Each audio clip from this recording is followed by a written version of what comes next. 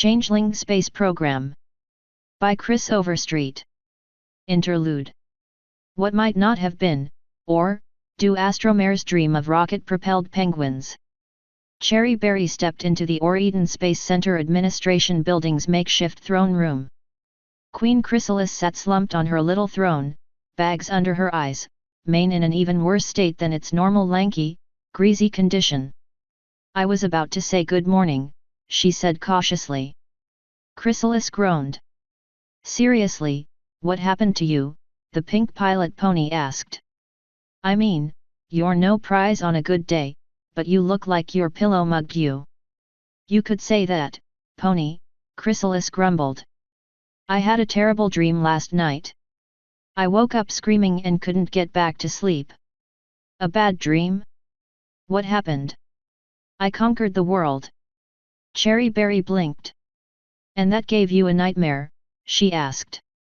"I think you've got things backwards. That's supposed to give me a nightmare." "Laugh it up, pony," Chrysalis grumbled, shifting her position on the throne slightly.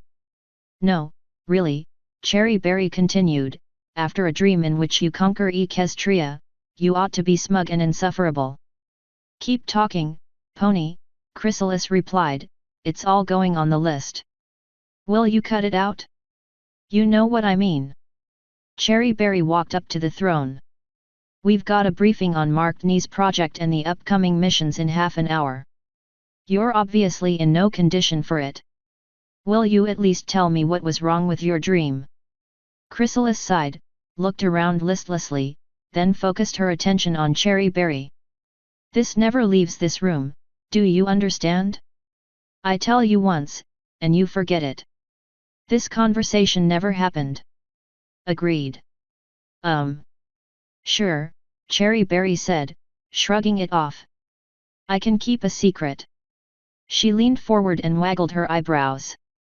"Is this about you getting shining armor off to some hotel where Cadance can't find you and—" "What? No." Chrysalis looked disgusted. "Leaving aside the fact that shining armor is a meathead with one trick, almost literally I'd rather go to a cake buffet with Celestia than put up with one more discussion about whether Batmare could beat up Iron Mare." She shuddered at the memory of what she'd put up with during the weeks she'd spent replacing Cadance. "Are you going to listen or not?" Cherry Berry plunked her rump down on the floor. "I'm listening." "Well, like I said, somehow I conquered the world," Chrysalis said. "For about a day. Then some heroes showed up and, well, it was awful. But that wasn't the worst part." Chrysalis's exhaustion vanished in a wave of exasperation and frustration in about a half-dozen other Asians. "The worst part was, there was no way at all, do you understand, there was no way the plan should have worked in the first place."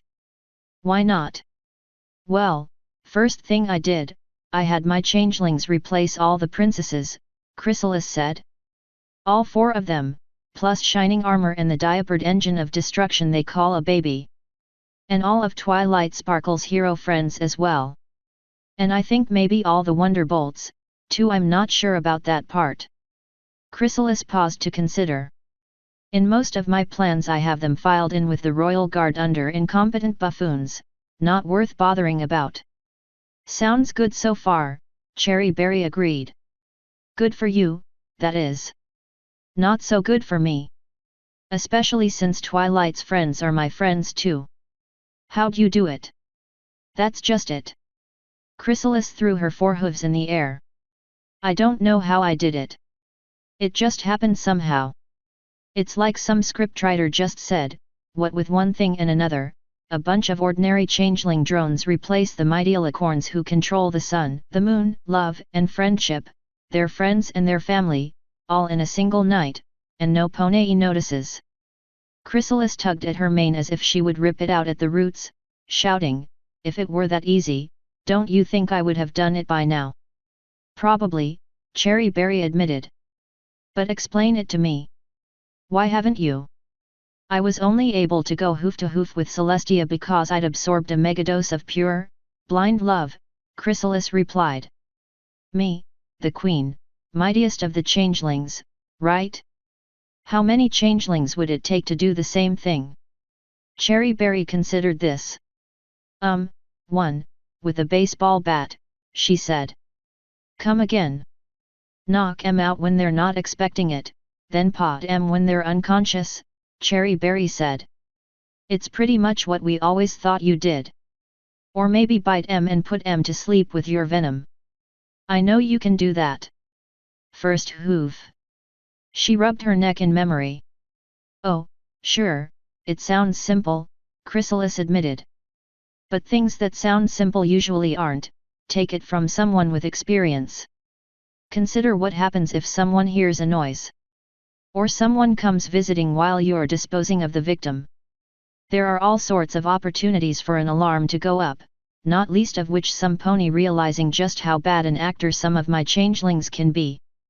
Oh okay, Cherry Berry shrugged, not really getting the point. So things can go wrong. But they can go right, too, yes. Yes, they can go right, Chrysalis said. I could probably take out 3 of the elements of harmony in one night with no trouble. Rarity, Applejack, and Rainbow Dash, if you want names. But Pinkie Pie has no consistent habits to speak of. Twilight Sparkle is the magic equivalent of standing right next to one of our rockets when it lights, and Fluttershy has about 10,000 little critters to send up an alarm at the slightest hint of trouble. Chrysalis looked firmly at Cherry Berry and said, and each pony I add to the list in a single night raises the odds that something will go wrong. You understand where I'm going with this? Okay, fine, Cherry Berry shrugged. But you admit it is possible, just possible, that everything could go perfectly right. No. Chrysalis snapped, rising from her throne and pacing around the room, and around Cherry, as she ranted. 3 teams of changelings, unsupervised. Did I mention I apparently wasn't any part of the capture plan whatever? Because apparently I had better things to do, like paint my hooves or rub fresh algae in my hair, then, you know, make sure a plan actually worked. Pace, pace, pace. 3 teams of unsupervised changelings, in 3 different cities, capturing and subduing a minimum of, Chrysalis's lips moved noiselessly for a few seconds. 11 ponies. One of whom, by the way, spends her nights patrolling pony dreams or watching over the kingdom for threats like me.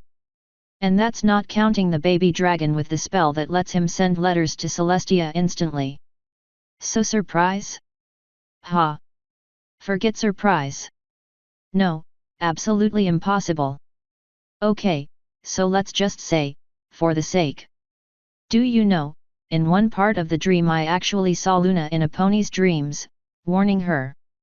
Chrysalis asked, not bothering to face Cherry Berry. And apparently a bunch of my changelings reached into the dream and dragged her out. They can't do that.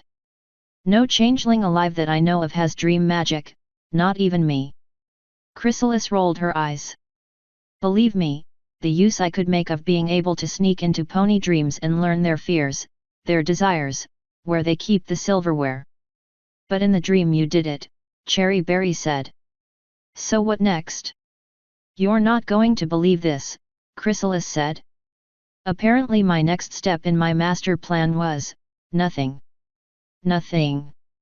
My changelings replaced all the ponies I'd ordered kidnapped, then used a scrying scarabaeus. It works a lot like the telepresence spell, that part of the dream was real enough to tell me, look at us, Queen, we've replaced the heroes, as you must know because you've got them in pods in your throne room, and now we're just hanging out. Lounging in those crystal thrones Twilight and her friends have. And there I was chortling, saying things like nothing can stop us now or some such drivel, rather than, you know, actually doing something with my newfound advantage.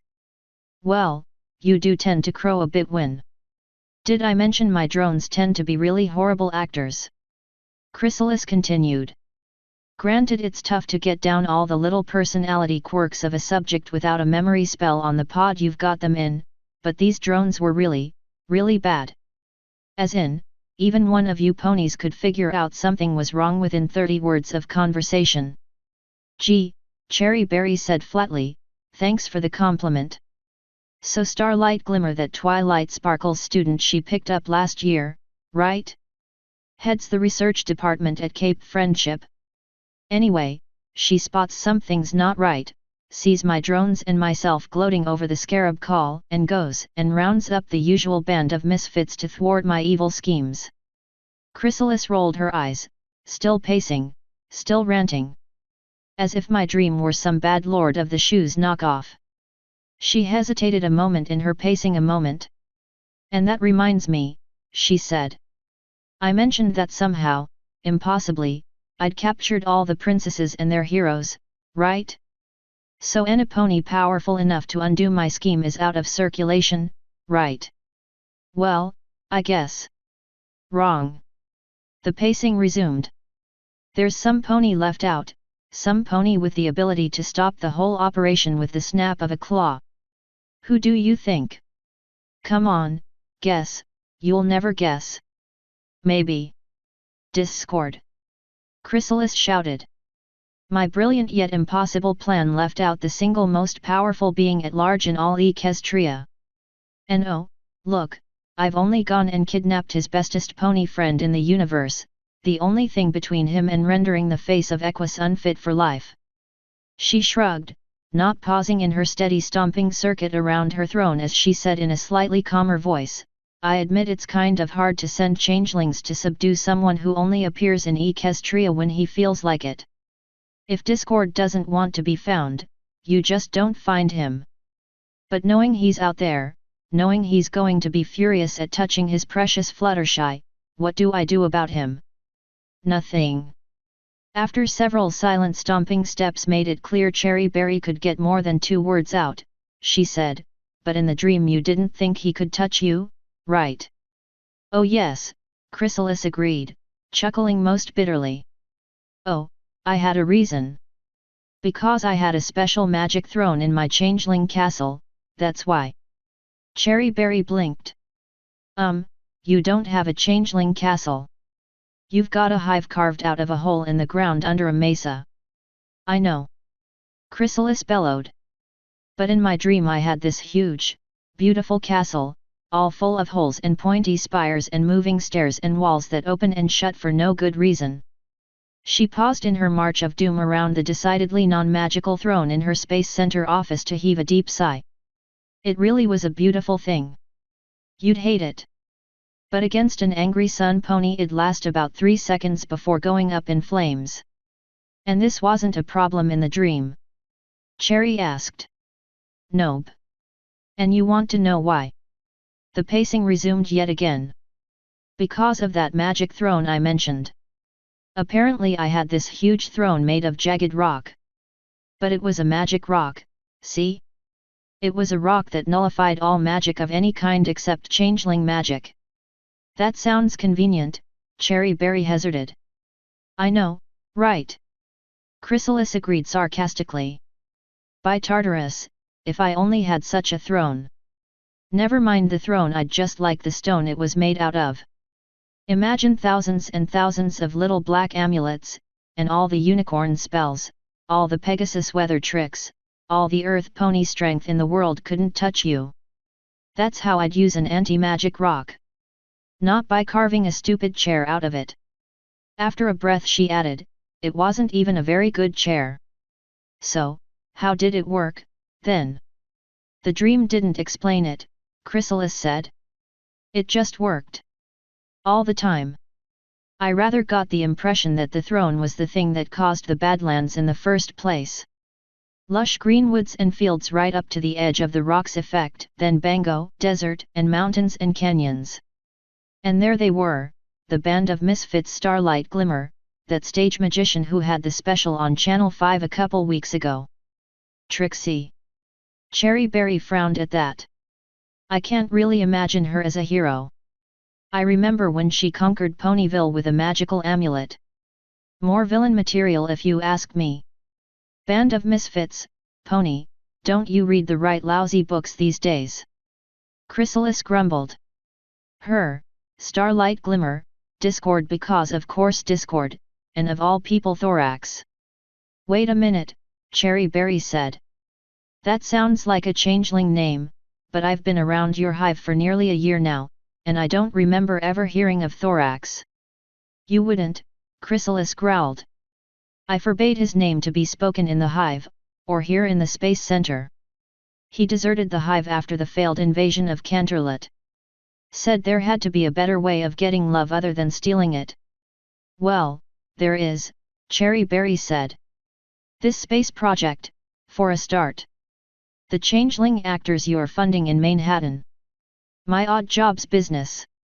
Chrysalis froze in place and made some very interesting faces, which appeared to Cherry like someone shouting dire, foul imprecations without any actual noise.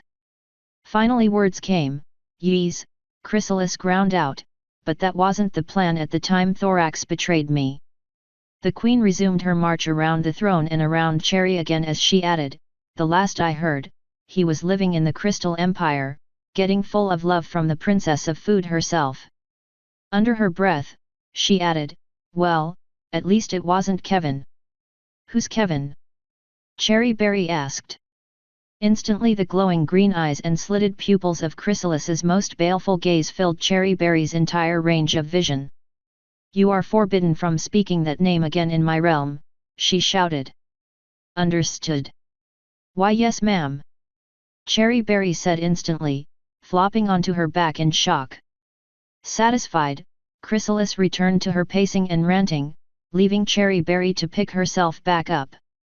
"So what with one thing and another they infiltrate the castle. Discord and Trixie being powerless, of course they get picked off by patrols. Thorax tries to fool me into thinking he's Starlight Glimmer, but I see through his magic and remove his disguise." "You can do that?" "Of course," Chrysalis said. "I can sense my own kind, no matter what disguise they wear. But the funny thing is, Thorax's wings were whole. No holes in them. And more important, they glittered. They looked like someone dumped a bottle of glitter paint all over them. I've never seen anything like it in real life." "Was that important?" Cherry asked. "Oh, yes it was," Chrysalis grumbled. "Quite important, as it turned out. Anyway, there was Starlight Glimmer, trying to break the throne by banging a rock against it with her hooves. I mean really." Chrysalis threw up a hoof without breaking stride. "I know she was without her magic and all, but honestly, it was like the dream was trying to make her as pitiful as possible.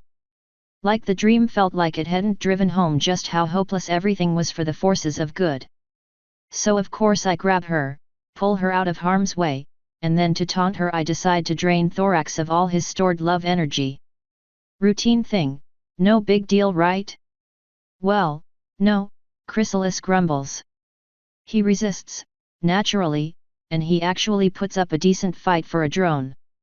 But it's only a matter of time, right?" The pacing became stomping again, as hard as Chrysalis could put hoof to tile floor. "Well, that Starlight Glimmer tells him to quit resisting and to release his love energy into the rest of the hive. As if that would do anything. Ha ha. Well, you know what it did."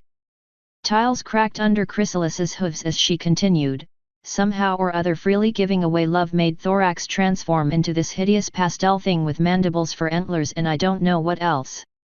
And then all my other changelings shared their stored love energy, and they all transformed too. And for some reason, my dream didn't feel like explaining, this blew the roof off my changeling castle and made that convenient magic throne crumble into harmless rubble. No more magic nullification." Chrysalis's voice rose to a piercing shriek. "And changeling magic simply does not work that way." The bags that had been under her eyes were gone, stretched taut by the wide-eyed glare she gave the world as she raved. What, were changelings supposed to go for years without food or something? Infiltrators go out, steal love, bring it back to the hive, and I take it and give it out to the others. If changeling magic looked like that, I wouldn't have these holes in my hooves, and my shell would look like I crawled out of the paint factory rubbish bin. And then the one part of the dream so stupid, so asinine, so dumb that it's actually believable, is that the ponies let me go," she said. "Oh look, we have a new changeling king, whatever that is, but you can become good too, Chrysalis. Oh, don't feel like it. Just threatened revenge? Go ahead, fly away. It's not like we have 4 alicorn princesses. It's not like we have the Lord of Chaos who could turn me into a breezy with a snap of his fingers. It's not like we have 6 ponies with super harmony magic who could shoot me down with a happy zappy rainbow friendship beam from a mile away. No, just let her go, we'll just keep all her traitorous rebel changelings to live happily ever after in her bucking castle. That she doesn't actually have. My queen, Occupant said quietly, I'd never betray you, honest. Chrysalis froze in mid-stomp. Slowly, she turned her attention to the door, where the drone who acted as flight leader for missions and overall manager of the space center stood with a most sheepish expression. What, she hissed in quiet tones of imminent menace, are you doing in here? Occupant muttered, shifting uncomfortably on his hooves, I was bringing Princess Luna to see you. She wants to talk about our moon flyby mission. Chrysalis's expression departed the land of rage, galloped swiftly through the valley of surprise, and rented deluxe lodgings in the charming burg of Terrified. She noticed for the first time the larger dark figure standing behind the small dark figure of her loyal buck-toothed servant. With a squeak she said, how long has she been here? Oh, Occupant said thoughtfully, since that part where Miss Berry mentioned the baseball bat. Chrysalis looked up at Princess Luna's carefully blank expression, then down at Occupant, then back at the Princess of the Night. Then, with an ear-splitting shriek of unalloyed fright, she blasted a hole through the throne room wall with her magic and soared away as fast as her wings and her fear could carry her. Perhaps, Luna said dryly, we should reschedule. Probably a good idea, Cherry Berry admitted, rising from the floor so she could bow properly. She paused in mid-bow and looked at Occupant. Hey, what happened to your wings?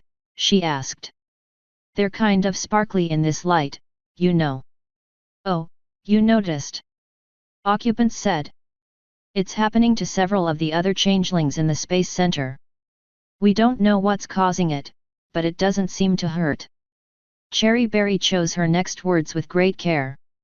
I think, she said, you should be careful not to bring up the subject around Chrysalis when she gets back. You sure? Occupant asked. Because Noling knows changeling medicine like the Queen. Yes, I'm sure, Cherry Berry said, looking at Luna and getting a cautious nod in return. We don't want her to do anything drastic, now do we? Several days later, after Chrysalis had been coaxed back out of the Badlands and the hole in the wall of the admin building had been patched, the Queen wrote a letter to Thorax, care of the Crystal Palace, Crystal Empire. My former subject. When we last spoke you and I exchanged some harsh words on the subject of changeling nature. Since then I have had cause to rethink my posture, and I regret the things I said. I understand you now have a good life in the Crystal Empire.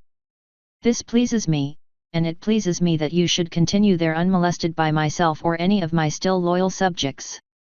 I wish you a long, healthy, love-filled life in your new home. But if I ever see you within 100 miles of either the Hive or Eden, I will have your head. Chrysalis. Author's note. Yet, if the season 6 finale had come out before I started this story, likely I would never have started it. And yet, like almost every episode in this last season, there were plot holes large enough to throw Minmus through. This bit has been on my mind for a couple months, but I wrote it in one 2-hour session live on a Google Doc and then edited it, and then re-edited it when import Google Doc turned out to mean, link to Google Doc instead.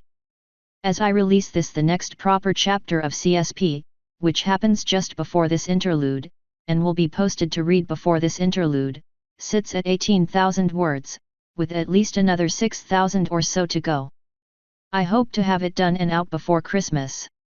Edit, okay, at least one commenter, who has at least one person agreeing with them, disliked this as a personal screed. So, because I feel like it, here's the difference between what Chrysalis is saying and how I actually feel about Where and Back Again. There was no way the plan should have worked, I'm mostly in agreement on that, but not as strongly so as the ultra-cautious CSP Chrysalis. CSP Chrysalis has a lot lower tolerance for failure modes in her plotting, and the story in her dream, being written for 8-year-olds, fails her standards miserably. For myself, I actually write CSP changelings with a bit more ability than we generally see in the cartoon, but I can't believe ordinary drones alone should be able to take out Princess Worf Princess Celestia, or Luna, and emphatically not Cadance. Having them take out 12 different people in 3 cities in a span of time we're led to believe is only about 1 or 2 days maximum, stretches my credulity to breaking. That needed to be shown happening. We needed a proper explanation or demonstration. Instead we just have to take it on faith that it happened, with no pony being the wiser until Sunburst and Starlight Glimmer noticed the change in behavior of the replaced ponies. On the other hand, Cherry Berry does point out that it's not totally impossible. There are ways to make it work. But we got no hint of it in the actual cartoon. My next step in my master plan was, nothing. Yep, again, agreed. Once Chrysalis had the kidnapped ponies under her power, even granted Discord still being at large, she should have moved against Equestria in force immediately. Instead she's content to have her infiltrators continue to do their masquerade, poorly in the case of Spike and Rainbow Dash, quite well in the case of Twilight Sparkle, and generally gloat. CSP Chrysalis being a cautious master schemer, and an addict to what in our world we'd call airport novels, she recognized just how foolish this is. Usual band of misfits, well, to be fair, Starlight Glimmer hasn't rounded up a random crew, and they're not really misfits except for how different they are from one another. Trixie is inventive, Thorax is a native guide, and Discord is almost Q. Part of Chrysalis's reaction here is her disgust at the dream, and part of it is her contempt for pony kind at work. Special convenient magic throne, this is the story's MacGuffin. It's the Death Star thermal exhaust port. It's the One Ring. And I'm in full agreement with Chrysalis here. It was very poorly conceived and presented. The Changeling castle that I don't have, I actually liked the castle a lot.